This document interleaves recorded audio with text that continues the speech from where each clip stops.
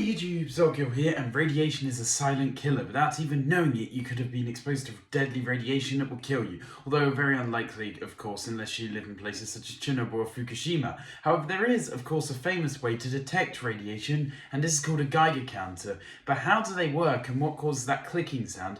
Well, it has to do with how these radioactive particles work at the most basic level. So the most common type of radiation on Earth is an alpha particle, and this is basically a helium nucleus, i.e. 2 protons and 2 neutrons. But the main one in this, for a Geiger counter, is the beta particle, and this is caused when ionizing radiation, which is radiation that basically, when it hits the atoms in your body or in anything, it knocks the electrons off the atoms. That's what ionizing is. Among other things, this can cause mutations and thus cancer, but in this context, it just knocks off the electrons of inside a Geiger counter an inert gas, i.e. a gas that doesn't react, such as helium, which doesn't react with anything at all.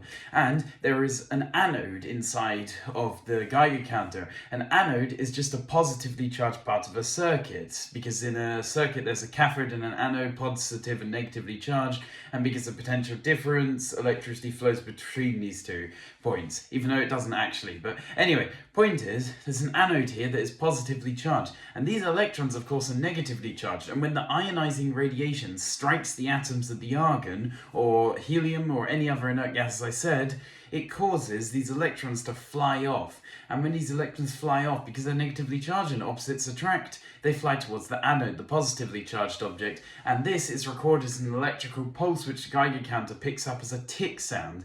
That's how they detect radiation, and it has almost certainly saved a huge amount of lives throughout human history. So although radiation on its own doesn't have a voice or a noise associated with it, Geiger counters do.